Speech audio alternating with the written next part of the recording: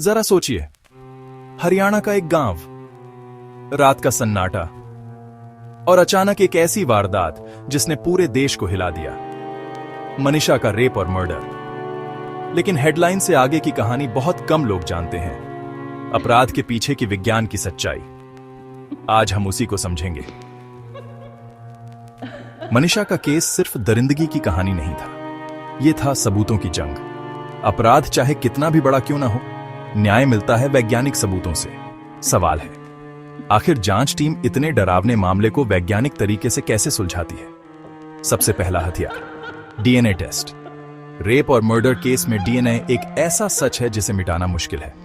एक बाल का टुकड़ा, खून की बूंद या त्वचा की कोशिकाएं, ये सब आरोपी तक सीधा रास्ता दिखाते हैं। लैब में सैंपल की सफाई, डीएनए एक्सट्रैक्शन, पीसीआर और जेनेटिक प्रोफाइलिंग, ये प्रोफाइल संदिग्ध से मिलती है या नहीं, यही सब तय करती है।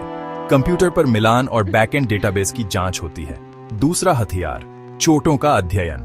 डॉक्टर और फॉरेंसिक एक्सपर्ट्स शरीर पर बने निशानों से कहानी पढ़ते हैं। किस वक्त हमला हुआ, पहले हमला या पहले शोषण, ये विज्ञान ही तय करता है। तीसरा कदम, सीन रिकंस्ट्रक्शन। पैरों के निशान, मिट्टी के नमूने, मोबाइल लोकेशन। अपराधी चाहे जितना सावधान रहे, उसके कदम जमीन पर निशान छोड़ ही जाते हैं। सीन रिकंस्ट्रक्शन में डिजिटल साक्ष्य भी अहम है। Call record, location history, message, ये सब घटनाक्रम को जोड़ते हैं। सीसीटीवी और ड्रोन फुटेज भी अहम सुराग देते हैं। लेकिन जांच सिर्फ खून और डीएनए तक नहीं रुकती। एक और विज्ञान है, क्रिमिनल साइकोलॉजी। आखिर कोई इंसान इतना हिंसक क्यों बनता है? ज्यादातर मामलों में वजह होती है सत्ता का नशा, औरतों पर कंट्रोल की मानसिकता और कई बार समाज में जड़ जमाई जाती और लिंग भेदभाव। मनीषा के केस में पूरे देश में गुस्सा था, प्रदर्शन हो रहे थे, लेकिन कोर्ट गुस्से से नहीं चलता। कोर्ट को चाहिए सबूत, forensic report, medical test, digital data. यही असली हथियार है। बिना विज्ञान के न्याय अधूरा रह जाता है। अदालत में सबूतों की परख होती है, तथ्यों से, विशेषज्ञों से। फॉरेंसिक विशेषज्ञों की गवाही निर्णायक हो सकती है।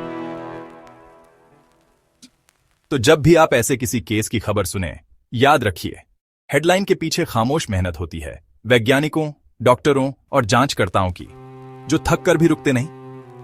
अपराधी भले पीड़िता की आवाज छीन ले, लेकिन विज्ञान उसकी कहानी को दुनिया तक पहुंचा देता है।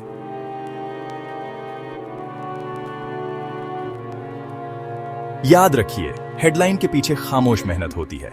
वैज्ञानिक जांच, मेडिकल टेस्ट और कानूनी मदद मिली तो ही न्याय संभव है। संक्षेप में, 1. डीएनए, 2. चोटों का अध्ययन, 3.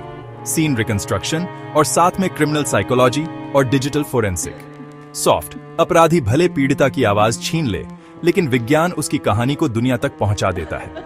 जब भी आप किसी केस की खबर सुने, याद रखिए, अदालत को चाहिए सबूत, न कि गुस्सा। विज्ञान की मेहनत से ही न्याय बनता है।